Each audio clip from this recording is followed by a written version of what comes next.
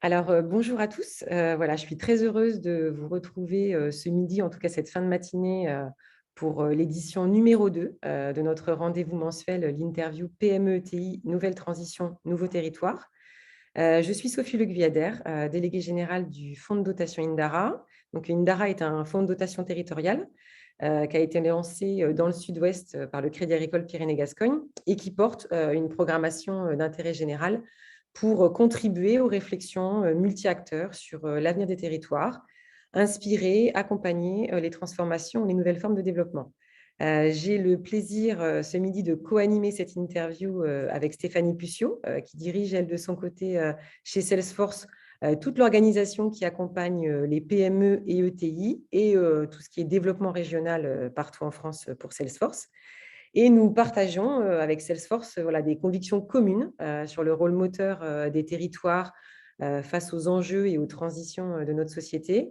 Et c'est pourquoi on a souhaité, ensemble, Indara, avec le soutien de Salesforce, proposer, ce programme, hein, d'intérêt général, hein, qui est ouvert à tous, pour donner la parole justement à des acteurs économiques qui sont ancrés au cœur de nos territoires et de nos régions, pour échanger avec eux, sur leur retour d'expérience, sur, leur regard sur l'évolution justement des territoires, leur engagement, leur vision et leurs, propositions et idées sur tous ces enjeux de transition.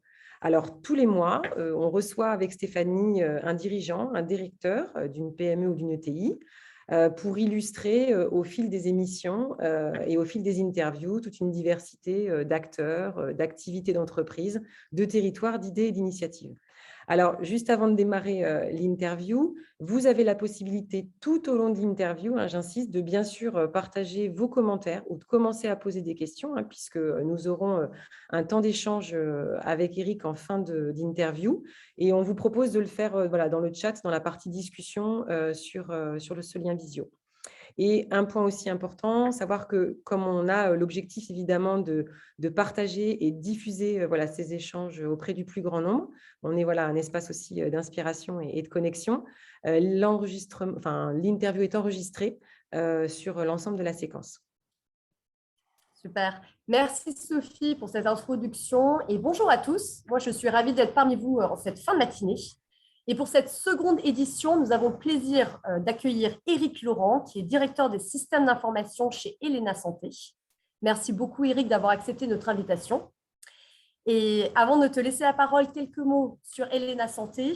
Depuis l'ouverture de son premier EHPAD en 1990, Elena Santé fait figure de pionnier dans la prise en charge et l'accompagnement des personnes fragilisées. Et tout cela depuis son siège situé à Vertou, près de Nantes. Éric, je te laisse te présenter et nous en dire un peu plus sur Elena Santé et son organisation. Bonjour à tous, merci de m'accueillir, c'est vraiment très sympathique. Éric Laurent, je suis le directeur des systèmes d'information de Elena Santé et je vais vous parler un petit peu de cette belle entreprise. Elena Santé a une mission. La mission de Elena Santé, c'est d'améliorer la qualité de vie des personnes durablement ou temporairement fragilisées dans un environnement accueillant et bienveillant et adapté à chacun. Alors, on simplifie cette mission en disant soigner et prendre soin, mais tous les mots ont leur importance dans notre mission. Les personnes durablement ou temporairement fragilisées, ça peut être l'âge, donc c'est l'origine de l'entreprise avec des EHPAD, mais ça peut être aussi suite à une opération. Et donc, on a des centres de rééducation, des cliniques de rééducation. Ça peut être, on peut être fragilisé suite à une maladie. Et donc, on a aussi des hôpitaux à domicile ou des centres de santé. Et donc, la seule activité de santé qu'on n'exerce pas, c'est ce qu'on appelle le MCO, c'est médecine, chirurgie, obstétrique. Donc, on n'opère pas, mais on prend les gens en charge à l'issue des opérations ou à l'issue des accidents de la vie ou du grand âge. D'un point de vue plus économique, cette entreprise a aujourd'hui gère 81 établissements de santé. Donc, pour moitié des EHPAD, pour l'autre moitié des cliniques ou des hôpitaux à domicile. Et on fait un chiffre d'affaires 2021 de 635 millions d'euros. Notre façon, notre organisation pour arriver à gérer ou à faire fonctionner ces 80 établissements, elle est basée sur un concept de mutualisation, c'est-à-dire qu'on cherche à regrouper et à mutualiser les fonctions qui ne sont pas en contact avec les patients et les résidents, de manière à avoir plus de personnel au contact des patients et des résidents. Si je prends un exemple, le mien, l'informatique. L'informatique est centralisée parce qu'il n'est pas nécessaire d'avoir dans les 81 établissements un directeur informatique et toute une structure informatique. Tout ça, ça peut se mettre en commun. Par contre, ça permet de libérer des fonds pour avoir dans l'établissement plus de soignants auprès des résidents et des patients. Et l'autre dimension dans notre stratégie, c'est quand on dit, je reprends l'expression, un environnement accueillant et bienveillant, tous nos établissements sont neufs ou reconstruits. Et on accueille nos résidents et nos patients toujours dans des conditions optimales. Et vous ne verrez pas d'EHPAD Helena dans des vieux bâtiments vétustes où on se contente d'exploiter. On cherche vraiment à apporter du confort. Et c'est aussi dans l'un de nos axes, c'est la symétrie des attentions. On ne peut pas imaginer que nos collaborateurs, nos personnels soignants, seraient agréablement ou accueillants ou bien traitants si l'environnement pour eux-mêmes n'était pas correct, accueillant et bienveillant. Et donc, on cherche à avoir le meilleur environnement, aussi bien pour nos résidents et nos patients que pour notre personnel, de manière à ce qu'eux-mêmes soient le plus proches des gens qu'ils sont à soigner et à prendre en charge.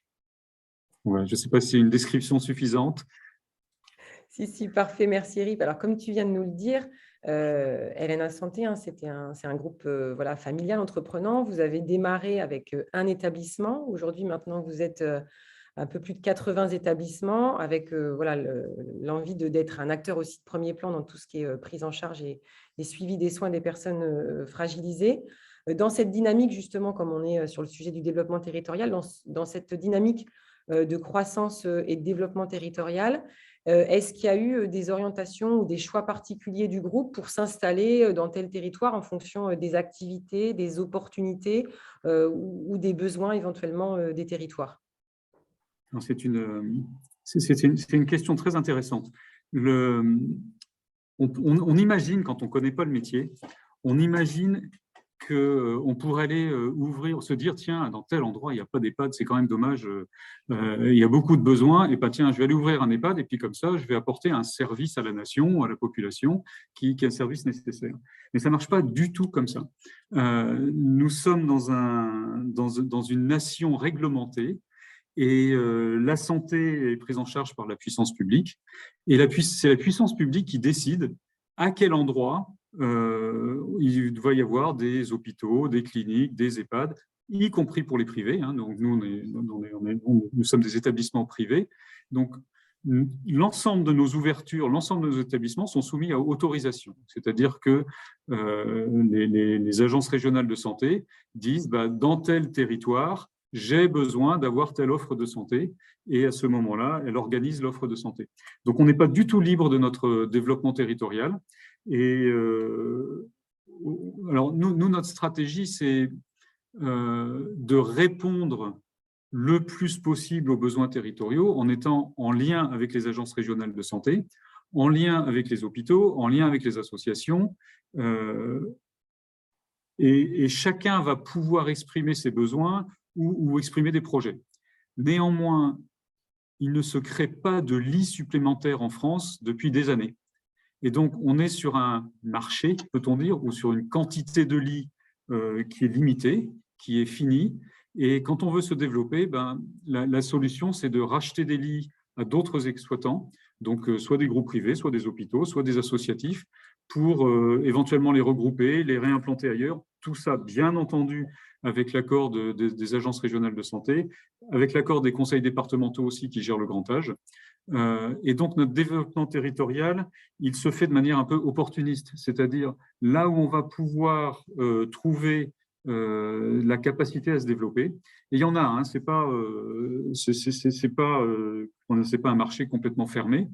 Il y a des restructurations, il y a des améliorations.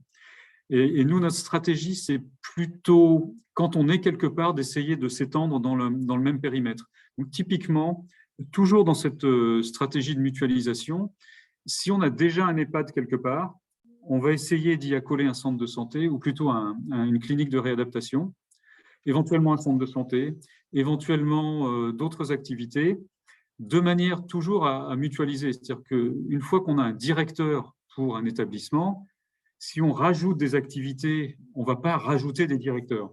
Et ça, c'est des fonctions, alors des directeurs, des administratifs, des secrétaires d'accueil, l'ensemble des fonctions qui ne sont pas au contact des résidents et des patients peuvent être mutualisées, y compris au sein de nos différentes activités. Et à ce moment-là, on libère à nouveau de la masse salariale pour mettre plus de personnel en contact avec les patients. Donc, on a tout d'abord une stratégie, je dirais bien opportuniste pour se développer dans un territoire, mais une fois qu'on est dans le territoire, on va essayer de fonctionner avec l'écosystème, les hôpitaux, les associations et les autres établissements privés, pour nous essayer d'accroître notre potentiel tout en réduisant nos charges de structure pour mettre plus de personnel face aux patients résidents. Merci Eric, c'est vachement intéressant parce que d'un point de vue organisationnel et de gouvernance, passer d'un seul établissement à plus de 80 partout en France, c'est quand même un sacré challenge. Et moi, j'ai une question. Comment parvenez-vous chez Helena Santé à piloter et coordonner autant d'entités depuis votre siège près de Nantes, mais tout en gardant l'identité d'entreprise familiale et la culture d'entreprise humaniste que tu as évoquée en introduction? Alors, le groupe, il s'est constitué établissement par établissement depuis le tout début. Donc, il y a 30 ans, le créateur de l'entreprise, qui est toujours notre président, il avait un EHPAD, puis 2, puis 3, et puis petit à petit, tous les ans, on en rajoute, on en rachète, on en crée, on en construit, et on est très, très attentif à maintenir la culture. C'est quelque chose qui est très exigeant, ça nécessite beaucoup d'efforts. On ne veut pas être un grand groupe international avec une seule tête à Nantes qui dit à tout le monde ce qu'il a à faire partout. Bien au contraire, tous nos établissements, ça commence au sein des établissements, tous nos établissements sont organisés en unités de vie. Donc on peut avoir un établissement de 120 lits ou 120 chambres, on ne va pas avoir 120 personnes qui circulent dans les couloirs et qui ont l'impression d'être dans un immeuble. On organise les établissements en unités de vie, que ce soit des établissements des EHPAD, des médico-sociaux ou des établissements sanitaires, des cliniques de réadaptation. On va avoir des unités d'une vingtaine de chambres. Et le personnel est dédié à ces 20 chambres. Évidemment, il peut y avoir des croisements, il peut y avoir, je vais aider mon camarade dans une autre unité au sein de l'établissement, mais a priori, le personnel est spécialisé et dédié à une unité, ce qui fait que les résidents ou les patients de l'unité sont en contact avec le même personnel tout au long de leur parcours. Et cela permet d'avoir des managers de proximité. Donc, pour une équipe, pour 20 patients, on va avoir potentiellement 10 à 20 personnes en personnel. Hein. Les ratios sont, selon les activités, les ratios vont de 1 à 2, de 0,5 à 1, pardon. Et ces 20 personnes de l'unité vont être animées par un manager local. Alors, on appelle ça une maîtresse de maison dans les EHPAD, mais ça peut être un cadre de rééducation, un cadre de soins dans les cliniques. Et ces cadres-là, eux-mêmes, se réunissent au sein de l'établissement en comité de pilotage et le directeur anime son comité de pilotage. Et donc, ça ne veut pas dire que chaque établissement est totalement autonome, mais chaque établissement est totalement responsable. Et on pratique la subsidiarité. Donc, les décisions qui doivent être prises au niveau local sont prises au niveau local. Et ensuite, on remonte d'un cran. Donc, au sein de l'unité, la maîtresse de maison a énormément d'opportunités pour développer elle-même son animation, les activités qu'elle veut faire. Cela monte au niveau du soin, le soin qui doit être rendu par l'établissement. Le directeur lui-même, il anime son comité de pilotage. Il a un directeur régional qui peut l'aider s'il a besoin dans les relations avec le siège. Et le siège va donner plutôt des consignes des bonnes pratiques, des consignes médicales, des consignes de prise en charge. va être capable d'apporter des éléments d'animation sur des partages, c'est plutôt dans la notion de partage de bonnes pratiques. Et ensuite, on a la mutualisation des fonctions support, donc la comptabilité, la paye, le juridique, l'informatique. Tout ça est plutôt sorti des établissements pour être mutualisé, de manière à laisser les établissements se concentrer sur leur fonction première, qui est la prise en charge des patients et des résidents. Et tout cela, ça donne une culture.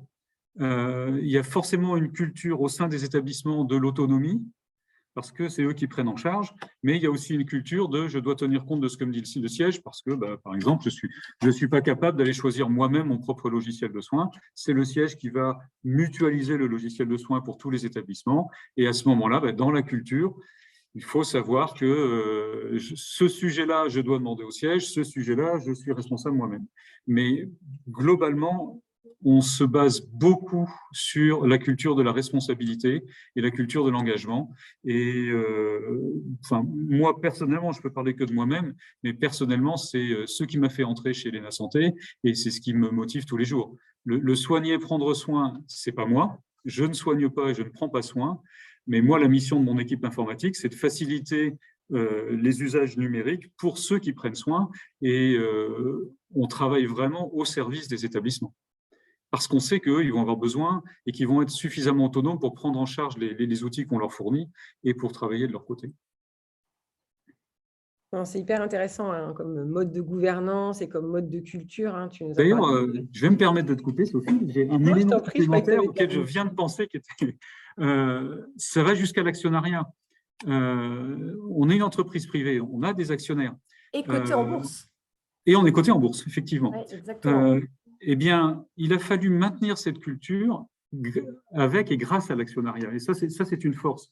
Notre actionnariat, il est d'abord familial, donc la famille, puis les familles qui ont créé les établissements. Mais à ces familles se sont ajoutés dans le temps des financiers, la bourse, avec des petits porteurs, et très récemment, des salariés. Et aujourd'hui, on a une structure actionnariale très particulière où les familles fondatrices et les salariés ont 60% du capital. Et on a 2500 salariés qui possèdent 10% du capital de l'entreprise, ce qui leur donne une vraie voix au conseil d'administration et une vraie implication dans le déroulement de l'entreprise. Et 40% des actions sont en bourse, auprès de petits porteurs qui, on le sait, ont tendance à plutôt conserver leurs actions, sont plutôt là pour accompagner le développement. Et ça nous permet de travailler sur le long terme. C'est-à-dire les familles actionnaires qui ont démarré l'aventure il y a 30 ans, c'est toujours les mêmes. Et elles ont toujours la même vision, et elles ont toujours la même culture. Et les 2500 salariés qui sont aujourd'hui actionnaires, ils sont là pour la porter au quotidien, la culture. Donc le lien entre la culture des débuts, les actionnaires du début et les opérationnels d'aujourd'hui, il est fait par la culture, mais il est aussi fait à travers l'actionnariat. Et c'est passionnant. À vivre, c'est vraiment passionnant et c'est très, très engageant. On n'est pas dans une entreprise comme les autres pour ces aspects-là. Il y a plein d'entreprises qui peuvent être différentes et avoir leur propre qualité.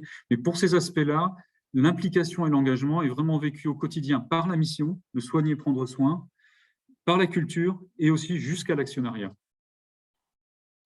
Et donc, c'est très enrichissant.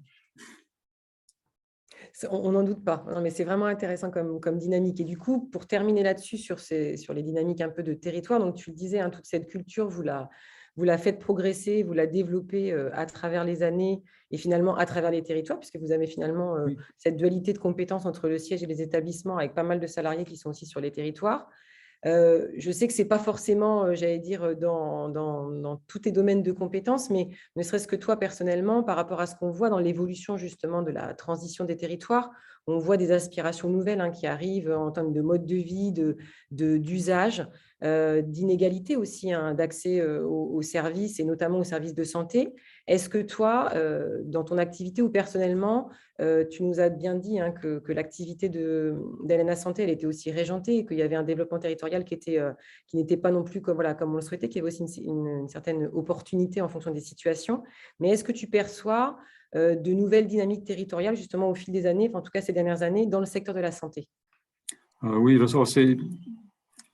secteur de la santé, c'est vraiment un secteur qui bouge beaucoup. Alors, on parlera, il y a des aspects numériques que je pourrais citer, mais déjà sur le métier lui-même, sur la prise en soin, la prise en charge. Alors, nous, on est confrontés aux personnes fragilisées. Donc, on va parler, il y a par exemple le grand âge. Le grand âge, c'est un grand débat actuellement, mais la prise en charge du grand âge est une évolution sociétale très importante.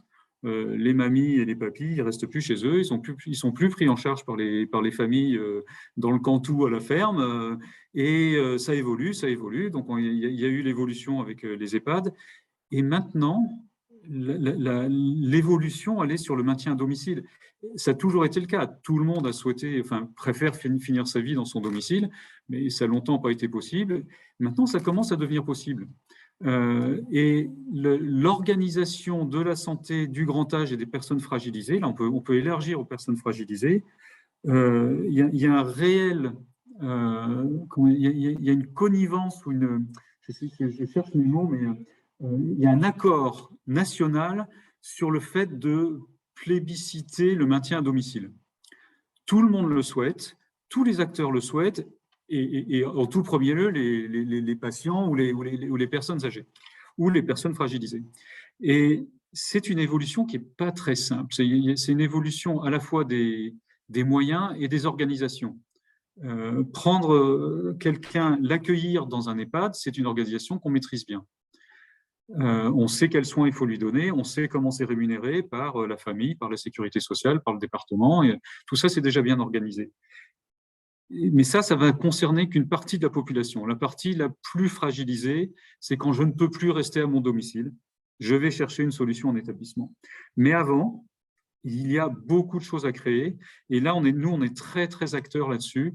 On a publié déjà, alors je cherche mes mots, je les avais notés, mais c'est des livres blancs, on appelle ça les cahiers du prendre soin.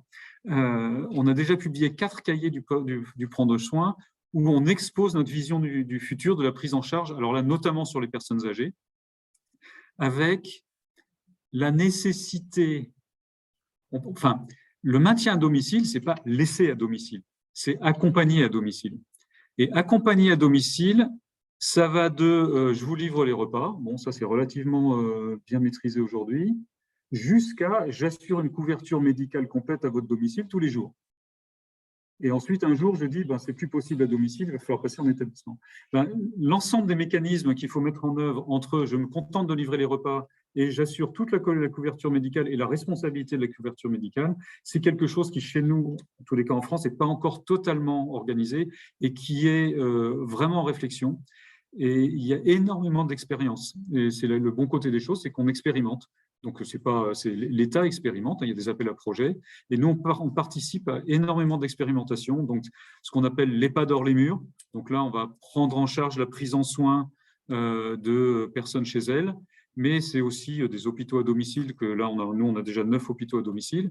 Il y a énormément d'évolutions pour le maintien à domicile, et c'est là qu'on touche les territoires, c'est-à-dire que le maintien à domicile, c'est forcément une compétence territoriale. Si tout devient national, ça va être un petit peu bizarre. Et donc, on a des expériences dans plusieurs régions de France, avec des ARS régionales, enfin forcément régionales, sur différentes modalités de prise en charge, la téléexpertise, de la télémédecine, de la télésurveillance, tout ça c'est différent. Tout ça, c'est des mécanismes différents, c'est des professionnels de santé différents, et c'est en train de se caler, mais ça n'est pas encore complètement. Et donc, nous, on participe beaucoup à ces expérimentations et on participe beaucoup à la réflexion. La nation a cette réflexion, hein. Ce n'est pas quelque chose qui est laissé de côté. Non, il y a vraiment il y a beaucoup de réflexions, et il y a une loi grand âge qui doit sortir un jour, qui va être la synthèse un peu de toutes ces réflexions. Mais si ça met du temps, c'est que ce n'est pas si simple.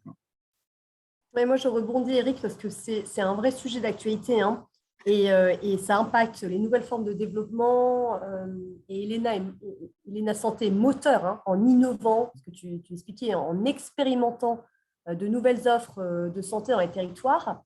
Je reviens sur la question de l'accompagnement de santé à domicile. Tu venais d'évoquer que vous avez 9 hôpitaux, c'est ça, à domicile. qui sont destinés aux seniors ou aux personnes Non. fragilisées. Oui, même pas les seniors, hein, pour les hôpitaux à domicile, c'est vraiment tout le monde. Ah, c'est pour tout le monde. Mm. Et si je reviens sur ça, comment en termes d'organisation, enfin de nombre de personnes, comment cela se traduit? Parce que de mémoire, on en avait discuté, je crois qu'il y a presque 800 personnes qui sont chargées de ce type de service. Et comment Alors, tu le déclines en fonction des publics? alors, en fait, il y a deux choses. Il y a d'un côté des hôpitaux à domicile. Les hôpitaux à domicile, c'est quelque chose qui existe, qui est bien normé, qui fonctionne bien. C'est différent des SIAD, par exemple, des organisations d'infirmières qui viennent à domicile. L'hôpital à domicile, c'est un patient qui est qui a besoin d'être soigné. Donc, ça peut être, je viens de me faire opérer, ça peut être du suivi d'oncologie, ça peut être de la cardiologie ou ça peut être du grand âge. Et il faut prendre la responsabilité du soin de la personne. Donc, nous, on prend la responsabilité.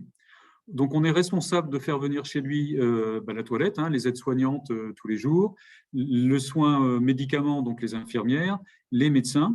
Alors, c'est le médecin traitant qui reste le médecin mais il est accompagné par nos médecins, on a des médecins coordonnateurs. Et alors le matériel aussi, c'est un aspect tout bête, mais il faut faire venir un lit médicalisé, des pousse-seringues, des systèmes d'oxygène. Donc, là, sur cet aspect-là, on a un métier de logisticien, mais pas de logisticien comme c'est pas juste transporter des camions, enfin les camions et transporter de la marchandise. On doit assurer une logistique extrêmement complexe au domicile du patient pour garantir la qualité des soins.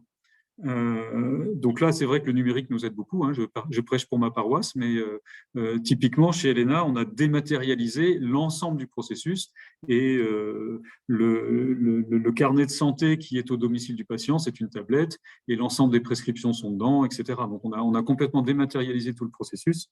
Mais donc aujourd'hui, on a effectivement 800 patients que l'on traite chez eux, directement chez eux, et c'est très apprécié parce que si vous avez, je sais pas, si quelqu'un a un cancer, se retrouver en soins à l'hôpital alors que c'est pour une intervention par jour, c'est un peu dommage. Rester chez soi et avoir l'infirmière qui vient, c'est pas plus coûteux pour la société. On évite le bâtiment de l'hôpital, la gestion de l'hôpital, le chauffage de l'hôpital, tout ça c'est au domicile. Par contre, on apporte le soin, les médicaments et le matériel au domicile du patient. Donc, c'est quelque chose qui va se développer. C'est quelque chose en lequel nous, on croit beaucoup. Le dernier hôpital au domicile, on l'ouvre à Mayotte, par exemple, hein, qui est des territoires qui ont besoin de ce type de service. On ouvre ça à Mayotte, là, bientôt, à la fin du mois, si tout se passe bien. Et donc, tous les territoires en ont besoin. C'est pas, à notre avis, pas encore développé autant que ça devrait. Et ça apporte vraiment un grand service. Ensuite, dans un deuxième temps, quand on sort de ce monde bien organisé de l'hôpital à domicile, donc l'hôpital, puis dans les murs, l'hôpital à domicile, là, on est plutôt dans l'expérimentation encore. Nous, on a un établissement où on fait de la télésurveillance du diabète. Ça semble évident. J'ai un capteur, j'envoie ça dans une base de données, j'ai un médecin qui regarde, j'ai une infirmière. C'est pas évident du tout. C'est très compliqué. Comment être certain qu'on a les bonnes données pour le bon patient au bon endroit, que tout ça, ça ne circule pas sur les réseaux partout, qu'il y a bien toujours quelqu'un derrière l'écran. Parce que ce n'est pas le tout de dire vous avez quelque chose, ça remonte une alerte. Il faut qu'il y ait quelqu'un derrière l'écran. Mais toute la logistique d'être certain qu'il y a quelqu'un qui est derrière l'écran, qui regarde, qui a les compétences pour analyser, qui aura les compétences pour réagir, tout ça, c'est encore débutant. Et néanmoins, on sait que c'est l'avenir. La prise en charge des gens, enfin des patients chez eux, avec potentiellement des objets connectés pour aider un petit peu l'ensemble dans une chaîne numérique qui est bien confidentielle, bien sécurisée, et avec à l'autre bout des soignants qui ont la compétence et la capacité pour gérer à distance, c'est quelque chose qui est une évidence future, mais qui va nécessiter encore pas mal d'années de travail, de coordination, et c'est là que c'est vraiment très intéressant. Tout ça, ça se fait jamais tout seul. Ça se fait toujours en coordination avec les autorités, avec d'autres organismes, avec des associations, avec l'hôpital. Toutes ces expériences, c'est pas des expériences qu'on lance comme ça en l'air, c'est toujours dans un écosystème où on a répertorié un besoin. on sait qu'il faut traiter le diabète, on sait que le diabète, ça va se développer, on sait qu'il faut le traiter à domicile, et des volontés se mettent en commun pour proposer des solutions. La sécurité sociale participe en finançant de manière exceptionnelle certaines expérimentations, dans un cadre très cadré, hein, avec des appels à projets. Et tout ça, ça nous fait progresser. Et ensuite, ça devient du droit commun et on peut développer des activités de soins qui permettent de mieux prendre en charge. Parce que le modèle de tout le monde va à l'hôpital pour se faire soigner, il ne peut pas tenir. Donc, on va à l'hôpital pour un acte. Mais ensuite, il y a tout le soin, il y a tout le parcours de soins. Et là, la dynamique territoriale, parce que le patient, lui, il est dans un territoire quelque part, elle est en train de s'organiser et c'est vraiment très intéressant. Et nous, on est vraiment acteurs dans tous les territoires où on est implanté. Non, on voit que vous avez été pionnier aussi dans toutes ces démarches un peu, moi, ce que j'appelle hors les murs, hein, d'accompagnement. Et tu disais à quel point c'est une démarche hyper intéressante dans les territoires. Alors, tu nous as déjà pas mal insufflé d'éléments sur tout ce qui est numérique. On le verra tout à l'heure, hein, je pense on te reposera des questions avec Stéphanie sur cet atout du numérique dans la coordination du parcours de soins. Moi, je voulais juste revenir sur 2 questions parce qu'on l'a bien vu par rapport à votre implication dans les expérimentations, que finalement, on sent bien que par rapport aux besoins des habitants, aux nouvelles façons d'appréhender aussi son parcours de soins dans les territoires, les PME et les ETI, elles ont un rôle sociétal majeur dans toutes ces évolutions-là. 2 questions, toi, sur tout ce rôle sociétal des entreprises, quel est un peu ton regard? Et puis, moi, il y a une question, quand on parle du rôle sociétal, c'est vrai qu'on pense beaucoup aux PME et ETI par rapport à l'emploi, hein, dans les territoires. On sait à quel point ces sujets sont des secteurs aussi en tension, hein, notamment dans le secteur de la santé. Et de la même façon que vous avez expérimenté pas mal de choses, je crois savoir que vous avez monté un peu des projets spécifiques là-dessus qui font partie aussi de l'engagement sociétal d'Elena dans les territoires. Alors, tout à fait. L'humain est notre ressource principale. Quand on soigne, c'est toujours humain. Donc, le recrutement, c'est notre première problématique, parce qu'en ce moment, c'est une problématique. Notre ressource humaine, c'est très certainement la ressource la plus importante de l'entreprise. Alors, aujourd'hui, effectivement, comme l'ensemble des professionnels du soin, nous sommes confrontés à des difficultés de recrutement, à l'épuisement des personnels et à vraiment à des difficultés pour mettre en face des patients et des résidents l'ensemble des personnels qui sont nécessaires. Alors, on ne baisse pas les bras, donc on est très actif dans la formation des personnels, dans l'intégration des personnels, dans ce que je disais, la bienveillance, la symétrie des attentions, pour qu'une fois qu'ils sont chez nous, ils préfèrent rester chez nous plutôt que d'aller chercher du travail ailleurs. C'est extrêmement important pour nous de stabiliser, de fidéliser nos soignants. Et on a aussi des projets originaux, en tous les cas, nous on les trouve originaux, de recrutement, et notamment un projet qu'on aime bien, c'est le projet Pierrette. Le projet Pierrette, c'est un projet de requalification de personnel qui auraient perdu leur emploi dans d'autres domaines. Nous, on est un domaine où on recherche tout le temps du monde, et dans plein d'activités. Et puis, il y a d'autres secteurs d'activité qui vont licencier ou qui auront moins de besoins. Néanmoins, l'adéquation n'est pas forcément là. Le projet Pierrette, il vient à l'origine de Bretagne, de personnel qui était spécialisé dans la conserverie. Donc, aucun rapport entre la conserverie et les EHPAD. Et pourtant, ce qu'on a réussi à faire, c'est quelque chose qui est basé sur le recrutement par simulation. C'est-à-dire que on prend des volontaires et on arrive à mesurer par des exercices simples de simulation s'ils ont les appétences ou les compétences pour faire certains de nos métiers. Et quelque part, s'ils ont la motivation et que ces exercices permettent de s'assurer qu'ils en ont les compétences, nous, ça nous suffit.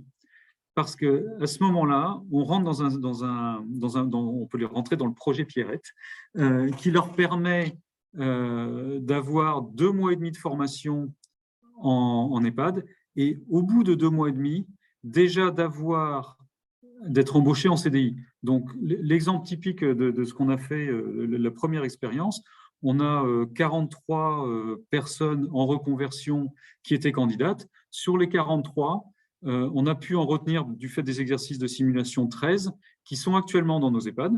Ces 13 personnes sont accompagnées par l'ANPE, alors Pôle emploi maintenant, par Pôle emploi, un organisme de formation, et sont formées dans nos EHPAD. Au bout de 2 mois et demi, ils sont embauchés. Mais ils sont embauchés à condition de continuer avec l'organisme de formation, la formation certifiante. Donc, ils rentrent, ils sont formés, ça leur permet de s'assurer que le métier leur convient. Ils sont embauchés en CDI et au bout de 2 ans, ils ont un diplôme.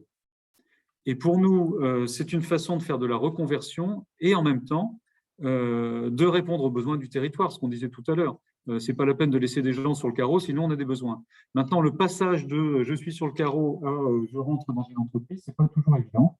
Et on arrive à l'accompagner. C'est vraiment, on a un accord très favorable avec Pôle emploi qui fonctionne vraiment très bien. Et on a des gros succès. On commence une 2e promotion en avril. Et on développe ça déjà, là, les 2 promotions sont en Bretagne, mais on va développer ça dans d'autres régions de France, dans le sud, je crois, la prochaine. Et on croit beaucoup à cette façon de faire, plutôt que d'attendre que les écoles d'infirmières ou les écoles d'aides-soignantes arrivent à recruter elles-mêmes et à nous présenter des candidats. On préfère nous-mêmes montrer l'attractivité de nos métiers, et aller proposer à des gens qui cherchent à travailler, leur proposer de l'immersion pour leur montrer comme c'est intéressant. Et pour l'instant, c'est vraiment un très gros succès, on est très contents et on pense que ça va se développer beaucoup, peut-être dans d'autres métiers aussi, mais en tous les cas, pour le nôtre, c'est vraiment une très bonne solution. Waouh, Eric, moi je dis bravo parce que c'est une très très belle initiative et merci de nous l'avoir partagé. C'est un dispositif qui est attractif et qui participe à l'enjeu ô combien important de formation, reconversion, insertion dans ce secteur d'emploi, comme disait Sophie, qui est en tension, le secteur d'emploi de la santé. Et on trouve des nouvelles vocations, c'est ça qui est intéressant, c'est qu'on trouve parmi, j'ai toujours cet exemple de la conserverie, mais on trouve des gens qui se découvrent une vocation, qui pendant des années ont fait un métier qui leur convenait, qui leur plaisait bien, dont elles étaient fières, souvent des femmes là, en l'occurrence, mais qui se trouvent une réelle vocation à venir prendre en charge des gens. Et on arrive à la fois à satisfaire notre besoin d'avoir des soignants et leur besoin à eux d'avoir une activité qui leur plaise. Ouais. Non, mais c'est super. Vraiment, c'est une très belle initiative. Et comme tu disais, Helena Santé a besoin de recruter, recrute. Et c'est une façon aussi de former et d'attirer de nouveaux talents. On sait que, sur un autre sujet, on sait que la crise sanitaire a fortement impacté les recrutements justement dans le secteur de la santé, mais elle a aussi bouleversé l'activité et les modes de fonctionnement. Alors moi, j'ai 2 questions pour toi, Eric. La première, c'est pour une entreprise comme Helena Santé, quels ont été les impacts de la crise sanitaire sur l'activité et le fonctionnement de l'entreprise? C'est ma première question. Et ma deuxième, c'est est-ce que tu as des exemples de mesures qui ont été prises pour y faire face? Oui, alors la crise sanitaire, ça a été terrible. Ça a été un très traumatisant pour l'ensemble des équipes. Et alors, en fait, c'est surtout le premier confinement, la découverte de la crise.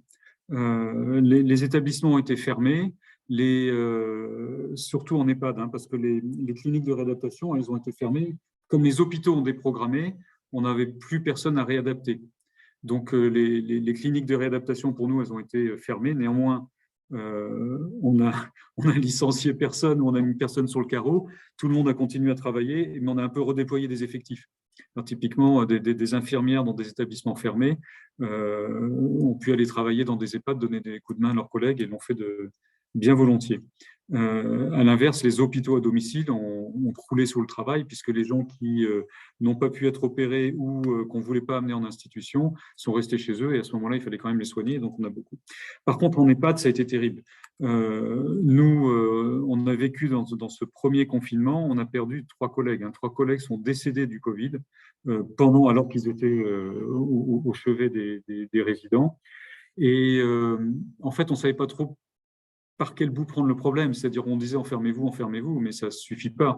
Il y a eu la difficulté à trouver des masques au début, des blouses, des gants. Et nous, en tant que groupe, on a mis en place très vite toute une infrastructure logistique. Notre service achat s'est démené pour acheter des masques. Je dirais qu'on a acheté des masques en Chine 15 jours avant le gouvernement. On a développé enfin, vraiment chercher des blouses, des gants partout en France. Et ensuite, nous-mêmes du siège, on allait transporter ça en camionnette. C'est-à-dire qu'il y a eu réellement, l'ensemble du siège s'est mis au service des établissements, non pas pour leur donner des instructions, mais pour leur apporter des EPI. Le premier point, c'était protection des personnels. Et pendant ce temps-là, toute notre équipe médicale du siège, elle lisait tout ce qui se pouvait se dire sur cette maladie qu'on ne connaissait pas pour donner des bonnes pratiques ou des instructions médicales. Parce qu'il faut quand même imaginer qu'au début, on ne savait pas quoi faire. Et donc, c'est ça qui a été difficile et traumatisant. Les établissements l'ont vécu un petit peu en autarcie, c'est-à-dire qu'ils étaient un petit peu autonomes, très enfermés sur eux-mêmes. Et ça a beaucoup, les équipes ont vraiment beaucoup travaillé ensemble au service des résidents. Et on en a fait un film, d'ailleurs. On a un sociologue qui travaille avec nous et qui a filmé pendant ce temps-là. Et ça fait un film assez poignant qui s'appelle Première ligne, qui sort en ce moment, et qui montre à la fois la détresse des soignants, la détresse des patients et des résidents, et en même temps l'ensemble de l'entraide et l'ensemble de ce qu'ils ont dû faire pour arriver à s'en sortir. Au total, nous, on pense qu'on a bien protégé nos résidents. Les statistiques, les terribles statistiques qu'on peut lire après nous ont plutôt renforcés dans ce sentiment-là. Et puis, la vaccination est arrivée très vite. Et là, on a été très, très, très volontaire pour vacciner tout le monde. Et encore maintenant, on en est à la 4e dose aujourd'hui. On déploie la 4e dose dans les EHPAD en ce moment. Et les protocoles sanitaires ont été élaborés, expliqués et maîtrisés. Donc, aujourd'hui, en tant que maladie, la situation est maîtrisée. On a plus que de manière très exceptionnelle des décès du Covid. Et on maîtrise cette maladie comme on maîtrise les autres épidémies saisonnières dans les établissements. Par contre, les personnels, eux, ça a quand même changé leur vie. Les précautions sanitaires supplémentaires et la fatigue de ces 2 années très difficiles. Et c'est ça qui crée des difficultés de recrutement où on a des gens fatigués. Alors, on travaille ce sujet-là aussi. On a énormément d'ateliers qu'on appelle des ateliers de résilience. On a beaucoup d'accompagnement, beaucoup de coaching. On est très, très attentif à nos directions, parce que c'est les directions qui portent le message et la culture dans les établissements, et très attentif au personnel. Néanmoins, pour moi, mais je vois ça de loin, moi je suis au siège, mais j'ai le sentiment qu'on n'est pas sorti encore de cette période. On n'est pas revenu à la normale en établissement de santé. Et je pense que ça doit être le cas dans tous les établissements de santé. Le retour à la normale, il se fera, évidemment. Et ce qui fait tenir aujourd'hui, ce qui fait tenir les gens, c'est le sens qu'ils donnent à leur action. Les soignants ne sont là que parce qu'ils donnent beaucoup de sens à leur métier. Et c'est ce sens-là qui les porte. Et ça les porte encore, ça les portera longtemps. Mais à un moment donné, il va falloir que la vie normale revienne pour eux aussi. Merci Eric, parce que du coup, c'est important de voir aussi ce vécu un peu dans le réel. Donc, on a bien vu pendant la crise, tu as beaucoup insisté sur forcément le caractère humain qui était vraiment important et toute la flexibilité et l'anticipation que vous avez essayé d'avoir et tout ce côté solidarité au sein des équipes et des établissements. Tu l'avais dit un peu dans le début de l'interview, le numérique peut être, j'allais dire, en soutien à toute cette dynamique de coordination et d'action humaine. Alors, quand on avait échangé ensemble, tu nous avais, je crois, parlé un peu du nombre de visioconférences qui avaient explosé pendant cette période du Covid, où vous aviez justement interagi énormément entre le siège et les établissements, au-delà de cette fonctionnalité qui a été évidemment essentielle. Est-ce que toi, évidemment, tu constates en fait à ton échelle une évolution dans les façons de travailler avec le numérique et aussi par rapport à ce secteur de la santé, cette transition du numérique, pour toi, où sont les priorités? Ah oui, alors c'est considérable, hein, l'évolution du numérique en santé. Au niveau de la crise, effectivement, de par notre culture, on est très en lien avec les établissements. Donc, depuis longtemps, on avait de la visioconférence installée dans tous les établissements. On est passé du jour au lendemain, alors c'est le 12 mars ou le 20 mars, j'ai oublié la date exacte du confinement, mais on est passé du jour au lendemain d'une vingtaine de conférences par jour à 250. Et ça a duré pendant 3-6 mois. On avait 250 visioconférences tous les jours. Tous les jours. Et le week-end, une cinquantaine. C'est juste pour montrer la proximité qu'on conserve avec les établissements et les établissements entre eux. Il y a beaucoup d'entraide entre les établissements. Et le fait de pouvoir faire ça en visioconférence, ça les a beaucoup aidés pendant la crise, parce que même si ce n'est pas aussi bien que le présentiel pour les relations humaines, c'est toujours mieux que le téléphone. Et ça a vraiment créé du lien.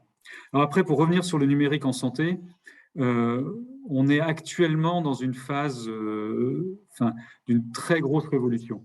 La première phase, la phase avant aujourd'hui, c'était, je dirais, la numérisation des processus papier. Moi, je l'ai fait ici, dans cette entreprise, il y a des processus de dossiers papier qu'on a numérisés. Donc, on est dans ce qui se fait classiquement dans l'informatique, c'est l'amélioration du processus à travers le support numérique, mais on est toujours sur du processus, donc on est au sein de l'établissement. Donc, j'ai mon dossier patient, mon patient, il rentre, je le suis dans un ordinateur et j'arrive à suivre son parcours tout au long de son parcours de soins.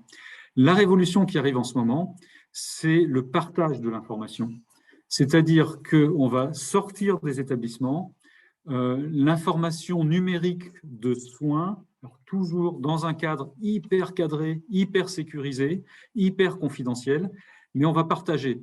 Et l'exemple que j'aime bien prendre, c'est que quand vous êtes malade, votre médecin traitant, il a votre dossier, il vous fait faire une radio, vous allez chez un radiologue, et il vous envoie chez un spécialiste. C'est vous qui emmenez les informations chez le spécialiste, c'est vous qui emmenez la radio au spécialiste, et le spécialiste, il va vous reposer toutes les questions que votre médecin traitant vous a déjà posées. Les antécédents, les allergies, etc. etc. Il n'y a pas de construction du dossier commun. Ça va changer. Dans le futur, l'ensemble de nos informations seront numérisées quelque part, maîtrisées par le patient. Si je ne veux pas les donner, je ne les donne pas. Mais le spécialiste, il aura accès à mes radios, au compte-rendu précédent. Il pourra dialoguer directement avec mon médecin traitant par messagerie sécurisée. Et l'avantage, c'est qu'on va retrouver autour du patient, centré sur le patient, une information médicale sécurisée, partagée par l'équipe de soins. Et le mot qui change, c'est partage. Donc, précédemment, on informatisait du processus. Aujourd'hui, et depuis, ça fait 2 ans, hein, Ma Santé 2022, depuis le projet Ma Santé 2022, le plan de Ma Santé 2022, on passe à l'informatisation du partage. Alors, ça va mettre du temps, il va falloir changer la culture, il va falloir changer beaucoup de choses. La culture du patient qui ne veut pas toujours partager. Hein, le DMP a été un échec donc le dossier médical partagé était un échec pendant de nombreuses années. Aujourd'hui, ça ne le sera plus. Et ça devient une priorité, mais parce que c'est au service du patient et l'ensemble des professionnels de santé vont devoir changer leur façon d'agir et aller chercher bien évidemment l'information auprès du patient, mais aussi dans une base de données personnelle qui vont leur donner les informations de contexte de la maladie du patient. Et ça, c'était gros changement. Et avec ces changements, il y a une conduite du changement aussi à mener, hein. Merci Eric pour ce retour d'expérience qui donne un exemple très concret de ce que l'on peut traduire lorsque l'on parle de l'utilisation du digital au service de l'humain. Et justement, sur ces sujets numériques, le secteur de la santé a connu justement récemment une actualité forte avec la numérisation des données de santé, la mise en ligne pour chacun de nous de la plateforme Mon Espace Santé. Et je sais qu'Elena Santé s'était impliquée dans ces réflexions au niveau national, hein. Est-ce que tu peux nous partager ton retour et ton avis d'expert sur cette nouvelle étape dans le suivi des parcours de soins? Tout à fait. C'est vraiment… Enfin, nous, on a toujours… Enfin, nous, oui, Elena Santé a toujours considéré que le soin se faisait en équipe. Donc, c'est ce qui se passe dans nos établissements. On appelle ça des staffs, en fait. Hein, les équipes soignantes se réunissent toutes les semaines autour du cas des patients. Et forcément, l'information dont ils disposent pour se réunir, ce sont nos dossiers patients à nous. Mais ça ne suffit pas. Et très rapidement, ça fait longtemps plutôt, avec des confrères informaticiens de cliniques ou d'hôpitaux, on a mené des projets pour montrer qu'on pouvait aussi partager entre établissements et pas que au sein de l'établissement. Et notamment récemment, justement dans le cadre des pilotes de Mon Espace Santé, on est un certain nombre d'équipes informatiques à avoir sous l'égide sous l'égide de l'Agence nationale de santé, d'avoir fait des démonstrateurs. Donc, on a montré qu'un hôpital pouvait transmettre le dossier de santé à la clinique de rééducation et la clinique de rééducation pouvait transmettre le dossier au HAD, hôpital à domicile, qui pouvait, si c'était une personne âgée, transmettre le dossier à un EHPAD. On a montré que cette mécanique numérique était possible, qu'elle nécessitait ce qu'on appelle de l'interopérabilité, des normes d'interopérabilité, mais que ces normes existent, justement. L'Agence nationale de santé les a mises en œuvre, et que quand on respecte les normes, on est capable de communiquer. Et cette notion de communication de l'information numérique qui est une évidence dans l'industrie, qui est une évidence dans l'agroalimentaire. On sait tous, quand on fabrique un yaourt, on sait remonter jusqu'à la vache qui a donné le lait du yaourt. Quand on soigne quelqu'un, on ne sait pas remonter jusqu'au médecin qui a fait l'ordonnance en termes numériques. Maintenant, oui. Maintenant, ça va être possible. Et tout cela va être… et alors donc, suite à nos expérimentations sur Mon Espace Santé, on a pu prouver que le modèle était bon et ça a conforté l'Agence numérique de santé dans le fait de déployer au niveau national. Et donc, on a été aussi département expérimentateur en Loire-Atlantique pendant les premiers mois, ce qui nous a permis, notre pilote et notre démonstrateur, de le mettre en œuvre sur l'application finale. Et donc, aujourd'hui, Mon Espace Santé est déployé, il est ouvert pour chaque Français. Chacun peut s'opposer à son ouverture, mais c'est devenu du opt-out, c'est-à-dire je décide que je n'en veux pas, mais a priori, ça existe. Et chacun, au sein de son espace santé, peut rajouter des documents et peut décider ce qui est visible ou pas visible par qui. Donc, moi, je conseille vraiment à tout le monde de se connecter à son espace santé, d'y mettre les renseignements importants qui ne seraient pas encore dedans. Et ça va se compléter au fur et à mesure par l'ensemble des professionnels de santé qui vont avoir l'obligation de le compléter. Aujourd'hui, c'est incitatif, mais nous, dans tous nos établissements, dans tous nos EHPAD, on fait régulièrement, on verse dans Mon Espace Santé les informations médicales des résidents. Nos comptes rendus de sortie de clinique sont versés dans Mon Espace Santé, ce qui permet aux patients déjà de les avoir, aux médecins traitants de les avoir. On envoie tout ça en messagerie sécurisée. Les mécanismes existent, ils ont été démontrés. Maintenant, on les met en œuvre dans tous nos logiciels, dans tous nos métiers. Et en cela, on est considérablement poussé par la puissance publique et c'est vraiment très bien. Il y a une convergence des attentes du terrain et des moyens mis en œuvre on se plaint souvent, mais là, il n'y a pas de raison de se plaindre. Les moyens sont là, les normes sont là, les obligations vont venir et tout ça au bénéfice du patient. Bon, on voit qu'on est vraiment tu le disais, on est dans une phase de transition et de transformation hyper importante. Hein. C'est vraiment en ce moment que ça se joue. Hein. Ouais, c'est ce qu'on perçoit. Du coup, on arrive, Eric, à la fin de l'interview, avant qu'on passe aux questions. On a l'habitude dans cette interview d'avoir un coup de cœur de l'invité.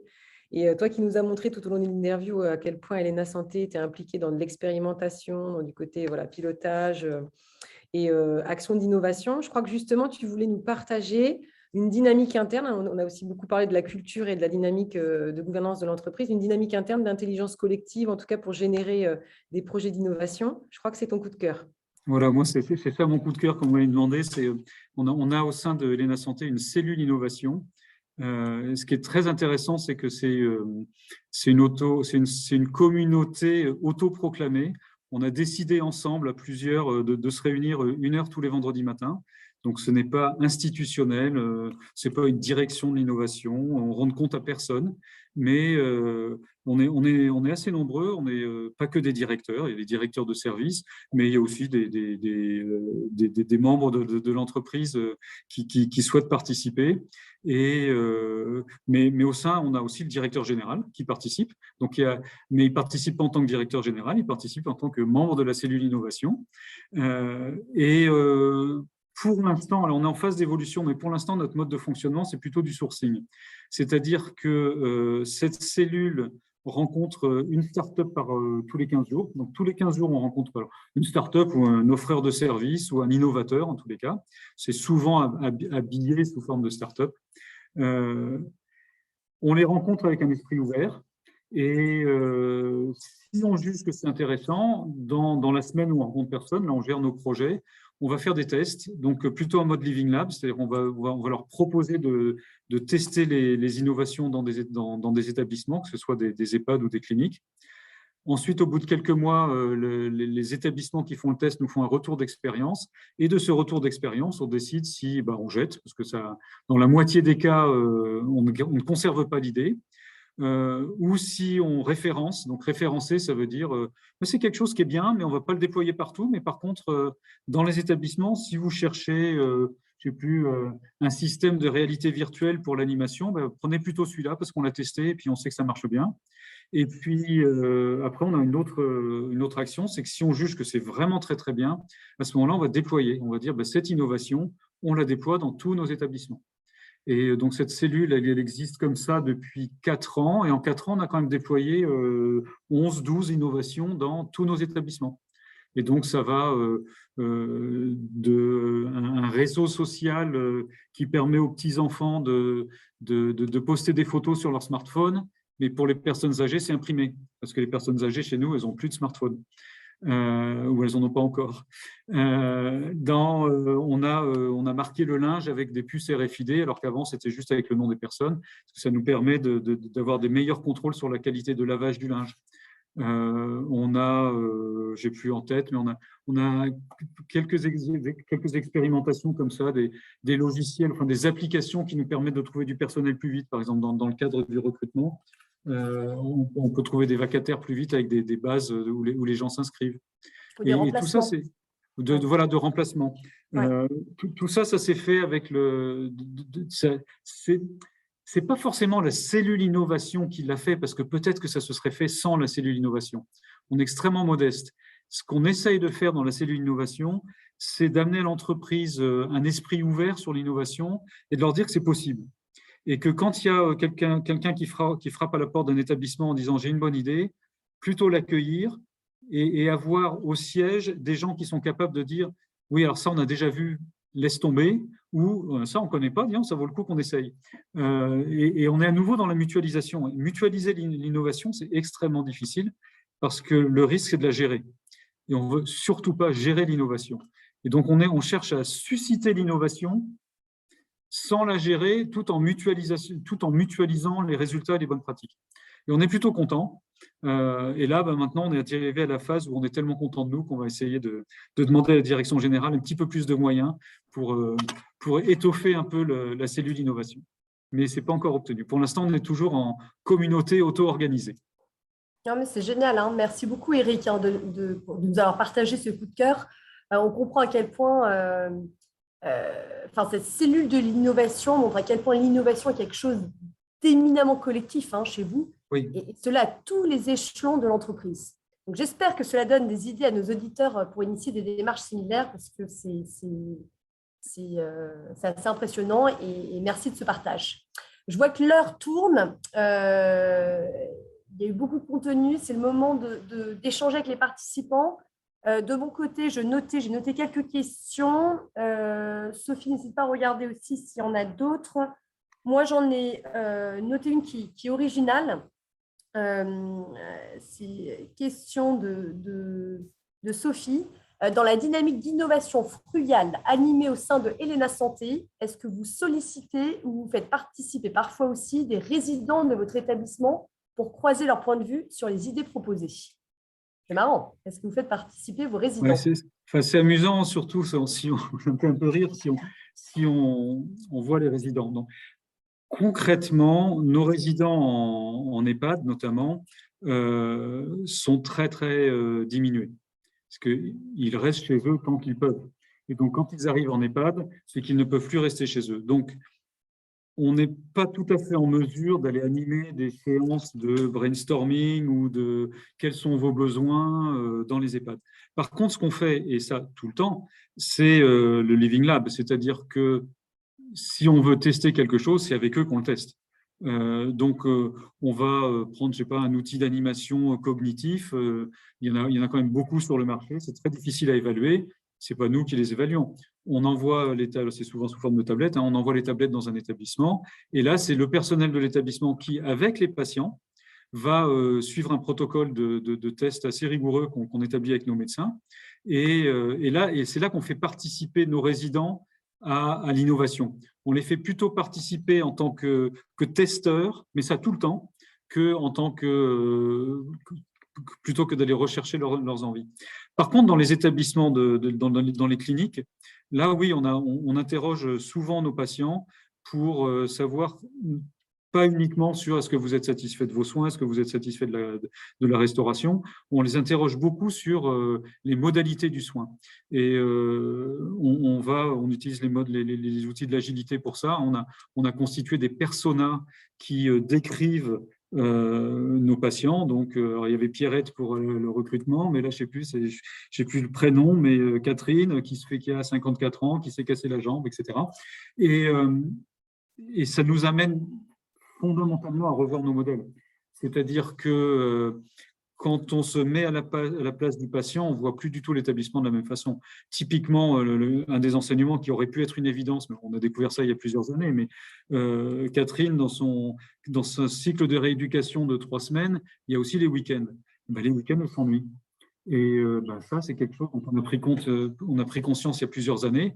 Le résultat, c'est qu'on doit, dans des cliniques, aussi s'assurer de prendre en charge les gens le week-end et que le week-end, ils ne s'ennuient pas. Parce que l'ennui, ce n'est pas bon pour soigner. Hein. Donc, voilà, donc on a des plans d'action à ce niveau-là sur alors, le côté vidéo, etc. Vidéo à la demande, c'est le côté un peu numérique que moi je vois. Mais il y a aussi beaucoup d'animation, beaucoup de prise en compte. Voire, même dans une phase d'hospitalisation, laisser les gens rentrer chez eux.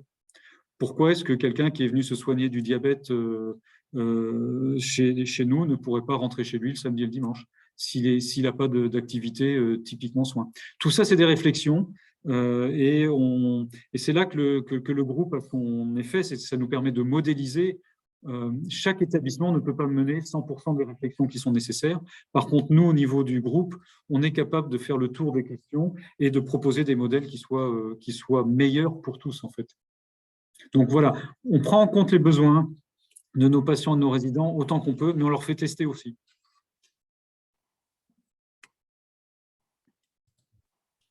C'est passionnant, passionnant. Merci, Eric. Est-ce que tu veux prendre encore une question? Je sais que certains ont dû partir et nous faire un petit message. Moi, je suis disponible. Alors, peut-être une deuxième question. J'ai vu que c'est Louis qui l'a postée. Les 2 exemples de services hors les murs initiés par Elena Santé sont très intéressants. Donc, les perspectives sur le vieillissement montrent que le nombre de seniors dépendants va croître dans de nombreux territoires. Est-ce que le numérique peut être un atout pour développer ce type de service hors les murs? Et je pense que tu avais déjà commencé à évoquer certains points autour de cette question. Tout à fait. C'est une évidence, et c'est néanmoins une évidence qui n'est pas encore en place. Mais notamment, nous, on a plusieurs expérimentations comme ça qu'on appelle EHPAD hors les murs. C'est pas facile de savoir si on doit juste coordonner. Donc, ça, c'est un métier qu'un logisticien pourrait faire. Je m'assure que quelqu'un passe chez vous pour les repas et que quelqu'un passe chez vous pour le soin, etc. Mais à ce moment-là, qui est responsable du soin? Si la personne est mal soignée, qui en est responsable? C'est son médecin traitant? Pas évident. Et donc, on a d'autres expérimentations où, comme dans un EHPAD, bien que la personne soit chez elle, on est responsable de sa santé. À ce moment-là, c'est plus du tout la même chose. On est responsable de lui faire parvenir les bons médicaments au bon moment. On est responsable du fait qu'elle les prenne ou qu'elle les prenne pas si elle le souhaite pas. On est responsable d'assurer qu'il y ait bien un médecin. Donc, c'est pas juste la coordination. Hein. Si le médecin il a autre chose ou l'infirmier ou je sais pas qui n'est pas passé, c'est notre responsabilité de trouver quelqu'un d'autre pour le faire venir. Et donc, c'est des modèles différents, c'est des modèles d'organisation différents et c'est des modèles de coûts pour la société qui sont très différents. Juste un logisticien au domicile, ce n'est pas du tout pareil que toute l'infrastructure d'un EHPAD qui se met au service du domicile. Et donc, les réflexions des autorités en ce moment, elles sont là-dessus. Quel est le niveau de financier qu'on peut mettre en face de ce maintien à domicile. Et donc, on participe beaucoup à ces expérimentations. Et bien évidemment, le numérique va aider, mais le numérique ne sera jamais la panacée. Les objets connectés pour les personnes âgées, c'est complexe, ça leur fait peur. Leur mettre un bracelet, ça ne soigne pas de mettre un bracelet à quelqu'un. Et savoir que son cœur bat, ce n'est pas une information dont on a besoin en temps réel. Donc, en fait, on bute très vite dans le numérique à domicile sur la réelle utilité de ces objets et ensuite sur la capacité des personnes à s'en servir. On nous propose souvent des systèmes avec vous cliquez là et vous avez vos petits-enfants en vidéo. Ce n'est pas si simple. Vous cliquez là, ça ouvre et ça ferme les volets. Ah bah oui, mais c'est déjà un autre menu. Et là, tout de suite, quand il y a 2 menus, c'est déjà beaucoup trop tard. Et donc, il y a tout un aspect cognitif en face du numérique pour les personnes âgées qui, lui, n'est pas encore traité. Quoi qu'en disent tous les startups que je rencontre régulièrement, c'est toujours programmé par des jeunes et c'est complexe. Et donc, le numérique sera un moyen d'assistance au domicile, mais ça nécessite encore beaucoup de travail et beaucoup de prise en compte des problématiques spécifiques, en fait. Et justement, Eric, merci beaucoup pour cette réponse très complète. On a une question de Benoît qui rebondit en disant quand on sait que la plupart des acteurs du numérique, notamment dans le domaine du cloud, sont américains, on sait, Salesforce aussi est un acteur américain, comment pouvez-vous assurer un niveau de sécurité et de confidentialité suffisant au vu des exigences européennes dans le domaine? On applique la loi, tout simplement. Le RGPD déjà nous donne des consignes qui sont tout à fait applicables. Et nous, pour le coup, on n'a pas de cloud américain. On n'a pas de données de santé dans des clouds américains. Tout simplement parce qu'on n'a pas le droit. Nos données de santé sont dans des clouds certifiés hébergeurs de données de santé. La certification, ce n'est pas nous qui la faisons, c'est des organismes d'État. On applique la loi, on applique les règles. On a la chance en France d'être dans un monde qui a été où ces sujets-là ont été pris en compte il y a bien longtemps et ils sont traités. Quand on traite des données de santé en France, on n'a pas de problème de confidentialité et de sécurité. Ça ne veut pas dire qu'il n'y a pas de risque. Il y a de la cybermalveillance, il y a des cyber-risques et il y aura toujours le risque que des données de santé soient volées. Ça arrive même aux meilleurs. Moi, j'ai reçu un SMS, un email d'une autorité de santé me disant que mes données Covid, un test Covid avait été volé et s'est trouvé sur Internet. Bon, ça arrive. J'en suis pas mort. Donc, la confidentialité ne met pas en cause la vie du patient. Ce qui met en cause la vie du patient, c'est l'intégrité des données. C'est beaucoup plus grave que quelqu'un puisse entrer dans un système informatique et modifier les données que de les voler. C'est grave de les voler, mais c'est beaucoup plus grave. Et donc, nous, tous les DSI de la santé, on porte une attention mais sévère à la sécurité, au quotidien de la sécurité et avec des plans d'action permanents. Donc, on a des plans d'action de protection, donc on est très protégé. On a des plans d'action de surveillance. On surveille en permanence tous nos systèmes pour savoir s'il se passe quelque chose dessus. Et on a ensuite des plans d'action qu'on appelle de segmentation, c'est-à-dire que s'il y a une brèche dans le système, cela ne touche qu'une partie du système. On utilise l'image du sous-marin. On peut avoir un blindage aussi fort qu'on veut dans un sous-marin. S'il y a un seul petit trou quelque part, il se remplit d'eau. Mais dans ce cas-là, il y a des compartiments. Et donc, on compartimente. Donc, c'est ce qu'on fait dans les systèmes d'information. Mais on est malheureusement, aucun d'entre nous n'est à l'abri de la cybermalveillance. La cybermalveillance, c'est devenu le crime organisé le plus développé au monde, largement devant la drogue. Et donc, on se bat, on se défend, mais je ne pourrais jamais dire que qui que ce soit est totalement en sécurité, de la même façon que quand on va dans la rue, on peut toujours se faire agresser. Quand on va sur un système informatique, on peut toujours se faire agresser. Mais disons que la police du numérique est en place et est très, très puissante et on est très attentif à ce sujet-là. Super, merci beaucoup. Ouais. Et Benoît te remercie personnel. Sophie, je te laisse conclure. Ouais, voilà, on arrive à la fin de cette interview. Alors, mille merci, Eric. Je pense que c'était vraiment un échange hyper riche. Voilà, j'espère que chaque participant a pu voilà, s'inspirer sur les différents points et on voit à quel point on est dans une phase de transition avec des fortes évolutions à la fois dans ton secteur d'activité et aussi tout ce que ça peut impacter dans les réflexions sur l'évolution des territoires et l'accompagnement de tout ce qui est personnes fragilisées et parcours de soins. Alors, un grand merci à tous pour votre participation. On a débordé un petit peu sur l'horaire, mais c'était passionnant. Alors, restez connectés, que ce soit au réseau Indara ou Salesforce, pour retrouver les contenus, l'ensemble de l'enregistrement de cette interview et puis aussi des extraits. Et puis, pour l'interview numéro 3, on change encore de région et de domaine d'activité et on accueillera Sonia Dubès de chez Normandie Manutention, qui, elle, est une entreprise qui est spécialisée dans la conception d'équipements logistiques et dont le siège, cette fois-ci, on change aussi de secteur, est installé à Saint-Étienne-du-Rouvray, en Haute-Normandie. Voilà, encore merci à tous et très bonne fin de semaine. À bientôt. Merci beaucoup. Merci.